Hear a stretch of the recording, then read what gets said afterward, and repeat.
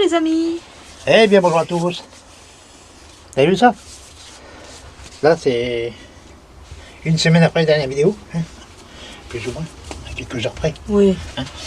Donc bordel, et en dessous, pas les mêmes lampes. J'y vais. C'est pas la même lampe, par contre c'est le même semis, même date, tout. Hein. Ouais. Ce qui change c'est les lampes. En dessous, C'est les la lampes luminosité. froides. En haut ça chauffe. Mhm. Donc un petit peu de chauffage, mais ça fait ça. Donc là j'ai ouvert l'armoire depuis hier. Hier matin, ouais. Voilà, pour acclimater mes salades. Et là, il fait doux, on n'a pas de gelée. Donc on va faire quoi quand on n'a pas de gelée? On va aller les planter. Eh ben, je vais les planter ça dans le jardin. Non, dans la serre. Dans la serre. Bah ouais, Dans la serre, bien sûr, je vais planter ça dans la serre avec, je mettrai aussi dessus un voile P17. Peut-être pas tout de suite, mais parce que je pense qu'après les fêtes, je pense qu'ils auront annoncé du froid. Donc je remettrai un voile P17, même voire deux, comme ça fera une bonne protection. Hein. Et puis voilà. Ok. Là on va aller dans la serre, puis je vais vous raconter un petit peu ma vie en ch'ti. On y va, Jaco. Voilà. Bon, avant d'appliquer mes salades, je vais vous raconter une petite histoire à ch'ti. C'est mon parcours professionnel à partir de la sortie de l'école.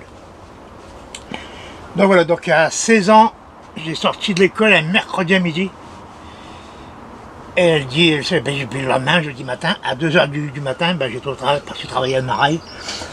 Je suis tout ça, après je vais vous le dire en français, grosso modo, hein, mais je ne vais pas vous laisser là-dessus, parce qu'il y en a qui vont rien comprendre. Voilà, donc nous, dans le boulonnet, c'est pas des chats et des chiens. Nous, c'est des coins et des chiens. Hein. On met pas des choux partout. Hein. Nous, on met beaucoup d'ail, vous allez comprendre.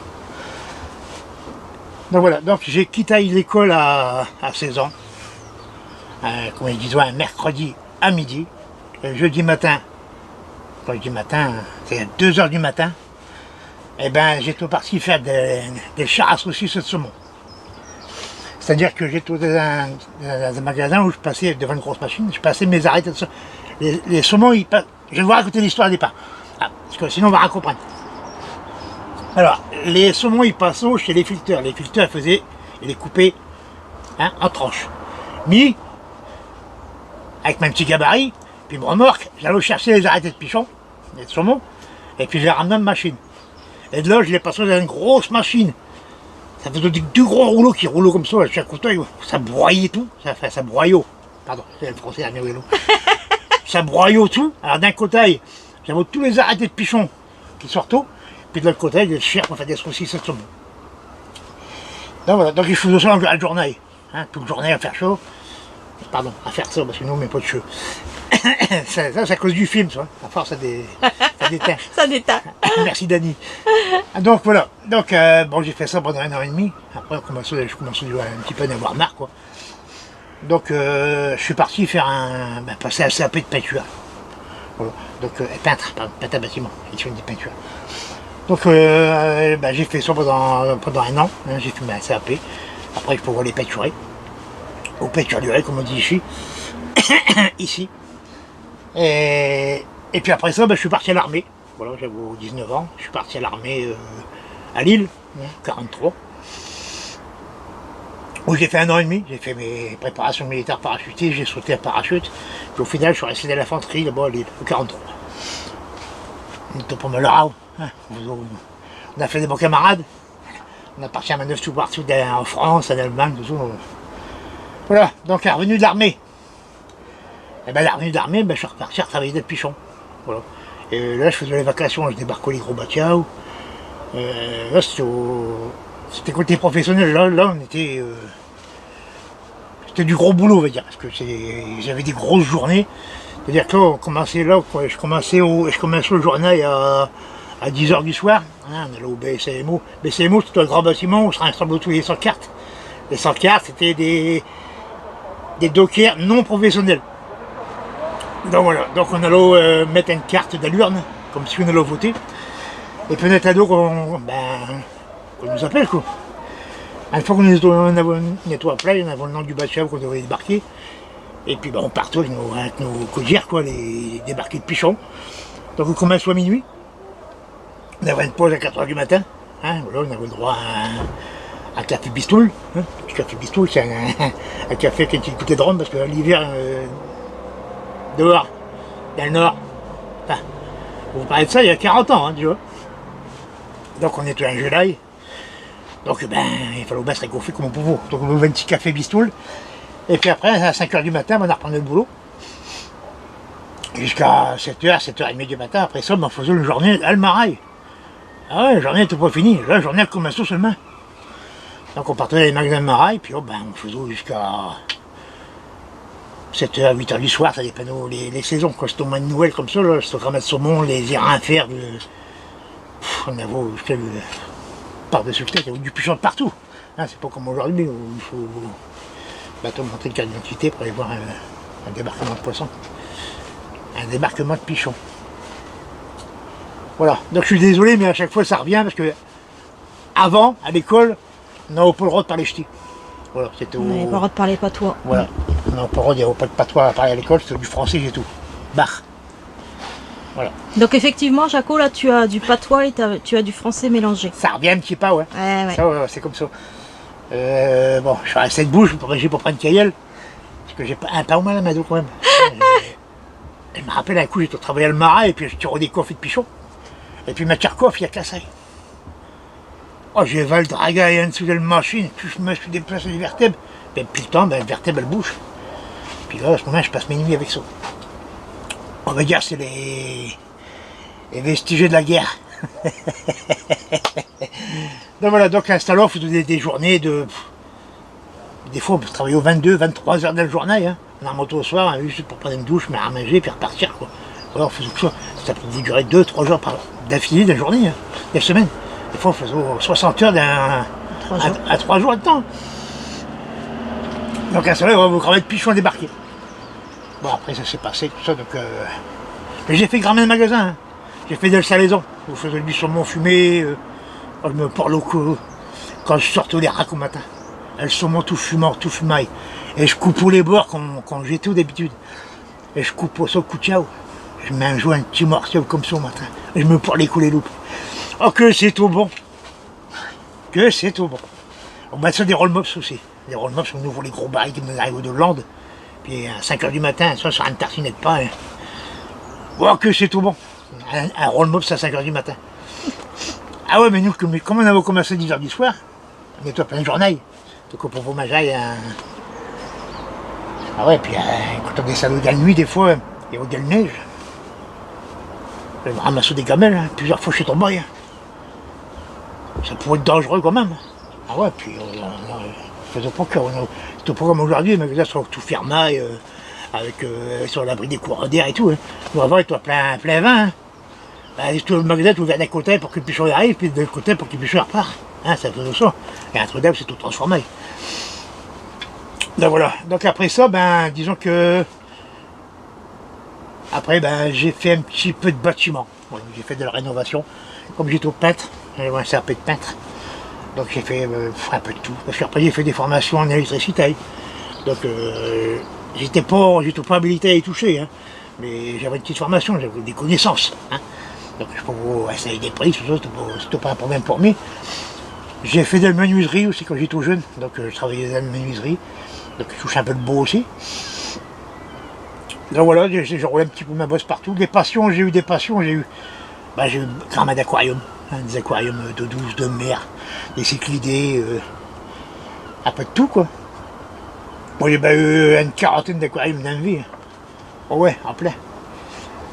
Quand j'étais tout plus jeune, chez moi, je faisais des volailles, hein, des rameaux de volailles, des canards, des poules, là, et puis des lapins, des rameaux de lapins. J'ai fait des concours de bataille pour les lapins. Jean Papillon, Jean Bousca, Jean des Flancs, le Fauve de Bourgogne. C'est ce que j'ai aimé, j'ai le Vaucelot. Hein, j'ai nourri sous grammin à l'herbe. J'ai cherché des grands sacs d'herbe. Je faisais les pâtures autour de baraque. Et puis on a ramassé tout de l'herbe. Des fois, on a ramassé 3-4 grands sacs comme ça des journées. Ouais, c'était du boulot. Après, il fallait nettoyer les cages, tout ça. Après, plus tard, j'ai fait des moignaux. Voilà. Alors, quand les moignaux, j'ai fait des moignaux de posture, hein, des casquettes, des trucs comme ça. Voilà. Donc ça aussi, c'était pour faire des concours. Bon, ça, j'ai pas fait longtemps parce que c'était vraiment de boulot. Puis c'est là que je commençais à entraîner les espaces verts. Donc dans les espaces verts, quand on arrive à pleine saison, on fait grammadeur. Hein, ça paraît pas comme ça, on dit les fonctionnaires, tout ça, mais quand on est dans une ville comme nous, là, on fait grammadeur. Hein. L'été, c'est 60 heures semaine. Hein. Quand on commence à 6h du matin pour aller planter les fleurs, jusqu'à 6h du soir. Hein.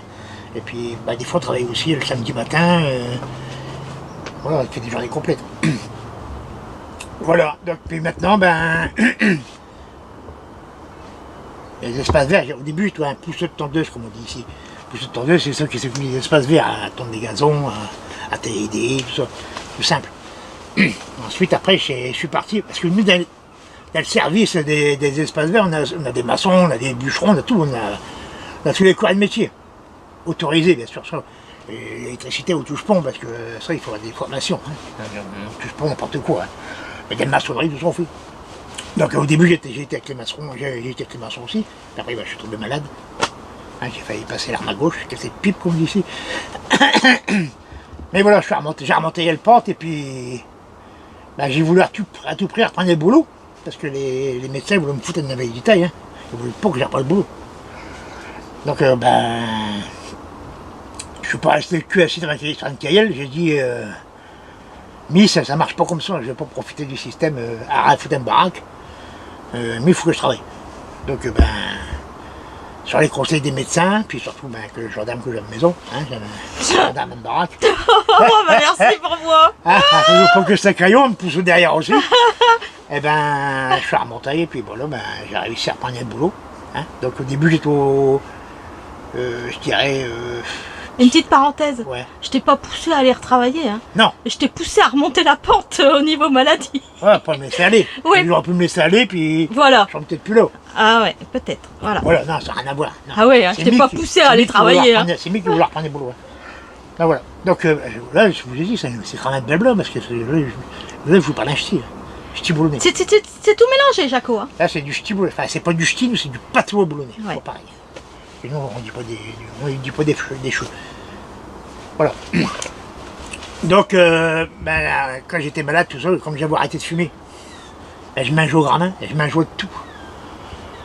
Ouais. Et puis, une fois que j'ai au bain manger, je faisais plus grand cause parce que j'ai au plus grand de souffle. Donc, je restais dans ma canapé. Et puis après, j'ai commencé à faire du vélo d'appartement. Pas trop, parce que j'ai plus de souffle. Hein. Faire de la marche, comme un Nimos. Hein. Un Nimos, elle me peut-être même doublé sur la route.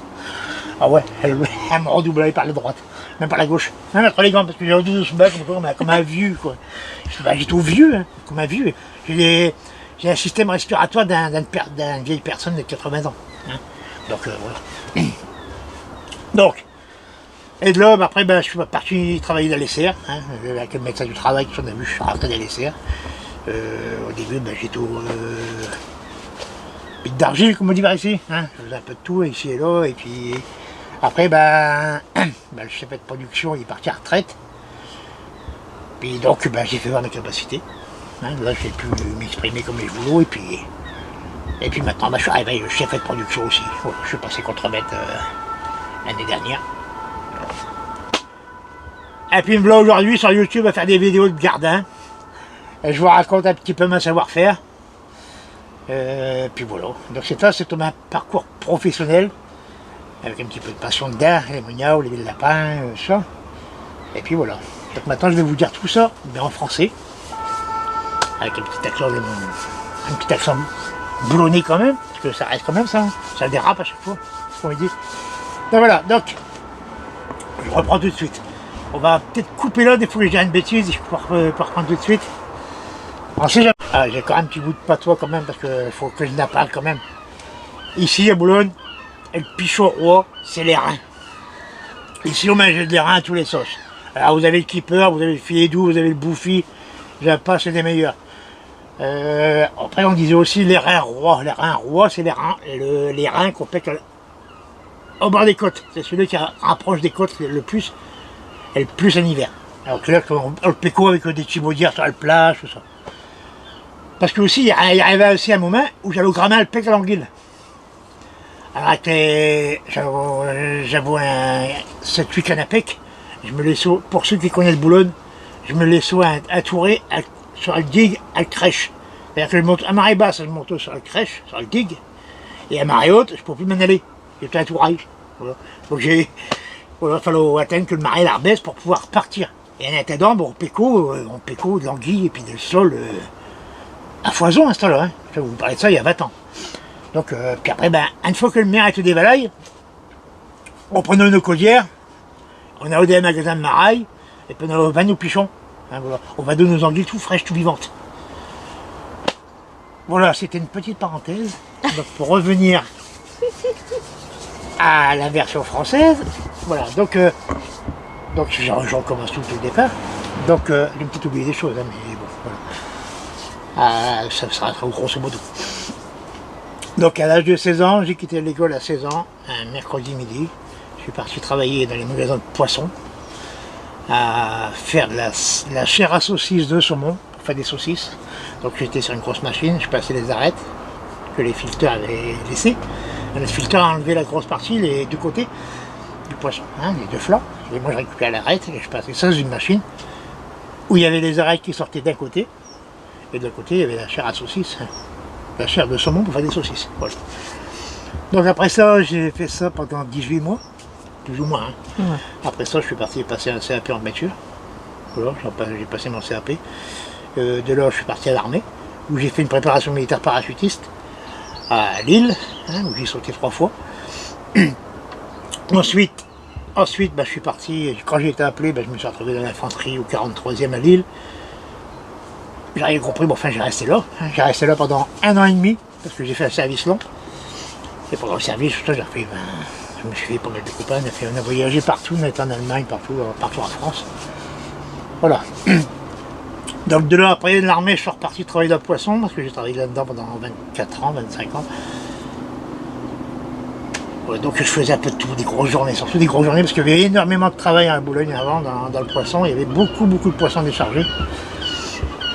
Quand on appelait ça des vacations, c'est-à-dire des bateaux qui arrivaient le dimanche après-midi, il fallait les décharger le soir. Et parfois il y avait 1000-1200 tonnes de poissons à décharger à Boulogne le dimanche le soir. Voilà. Donc ça, j'ai pas tout dit non plus en patois, je rajoute un peu de détails. De toute façon, si vous allez commencer à écouter le début, vous allez écouter la suite. Donc vous allez tout comprendre. Voilà. Donc, la petite partie que j'ai rajoutée, c'était pour dire que le poisson roi à Boulogne, c'est le hareng. Hein, plus particulièrement le hareng côtier qu'on appelait le hareng roi. Hein. Donc il arrivait, je dirais, vers la mi-novembre. Hein. Alors, quand les premiers harengs ils étaient attrapés au large de Boulogne, on entendait les sirènes qui annonçaient l'arrivée du premier hareng à Boulogne. Le premier hareng côtier. Hein. Voilà, mais sinon il y avait beaucoup d'exportations, ça venait de Norvège. Il y a la fête du hareng en novembre ah oui, sur les côtes. Ça va avec la fête du poisson, la fête de la mer l'été. Donc après plusieurs années dans le poisson, c'est-à-dire j'ai fait de la salaison, j'ai fait de la marée fraîche, tout ça. Plusieurs années, je suis reparti en peinture, j'ai fait un peu de bâtiment. Hein. En bâtiment, je touchais un peu de tout, carrelage, menuiserie, et peinture bien sûr. Voilà. À la suite de ça, j'ai fait de l'espace vert, c'est-à-dire comme on appelle ici les pousseurs de tondeuses, c'est-à-dire ceux qui tondent les gazons, qui taillent, hein, qui s'occupent d'entretenir un petit peu les espaces verts, grosso modo. Avant d'être malade, après j'étais malade, j'ai failli partir 3 pieds sous terre, on va dire, comme on dit, casser ce pipe. Donc les médecins du travail voulaient me mettre en invalidité, donc j'ai refusé. Et puis avec l'aide de Lydie, tout ça, je suis remonté, puis j'ai pu reprendre le travail. Et puis de là, je suis arrivé aux espaces verts, et puis, enfin je suis reparti aux espaces verts, en serre. Je faisais un peu de tout. Et le chef de production est parti en retraite, donc je l'ai remplacé. J'ai pu faire avoir mes capacités, m'exprimer comme je voulais, puis depuis, je suis passé contre-maître. Voilà, donc j'ai aussi élevé des lapins. J'ai fait chez les parents, avant je faisais de la volaille. J'avais des oies, des canards, des poules, un peu de tout. J'ai fait de l'élevage de lapins de beauté, je faisais du géant papillon, du géant bouscotte, du géant des Flandres, du phoque de Bourgogne, Donc c'était des lapins qu'on présentait dans les manifestations pour la beauté. Et avec ça on avait des primes. Hein. Et bien sûr, plus on était primé, plus on vendait nos lapins chers. Voilà. Ça nous ramenait de quoi nourrir les bestioles. Pardon. Voilà. J'ai aussi fait des oiseaux, ce qu'on appelle des moignao. Donc j'ai fait des canaris de posture. Alors j'avais du géant, il y a un peu du géant. Du Gloucester Corona, j'avais du Gloucester Consort et des frisés parisiens. Et puis plein d'autres que diamant gold, des mandarins, des trucs comme ça. Mais c'était en plus grand nombre, c'était les canaris. Voilà un peu mon parcours que je voulais raconter. Pardon, ça revient en ch'ti et en français. Voilà. On est bon, Jaco? On est pas mal. On est pas mal? Ouais. Maintenant, tu vas nous dire ce que tu fais dans la serre ou pas? Tu nous montres? Ouais, je peux vous le dire. Ouais. Ben, vous avez vu, mes salades sont belles, je les ai ramenées ici. Là, dans la serre, on est bien, il fait... Oh là, il fait bon, hein. Il fait très bon. On y resterait par plaisir. Il fait 10,5.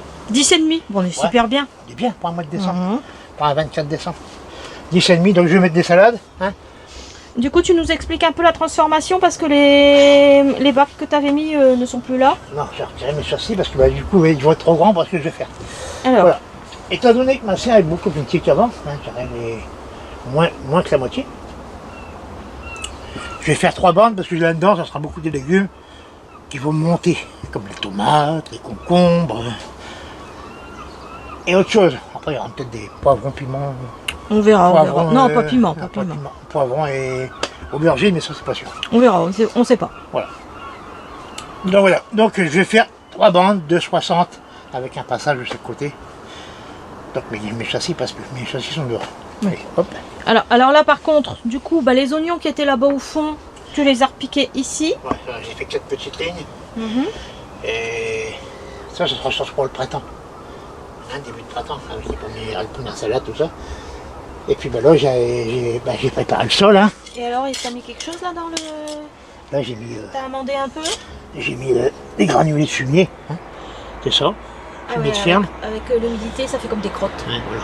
D'accord. Ben, c'est du fumier, hein, Ah, ni plus ouais. ni moins. Mhm. Voilà, puis là, j'ai un petit coup de griffe et puis... Et puis, on va mettre les petites salades. Voilà. Ni plus ni moins avec un voile dessus.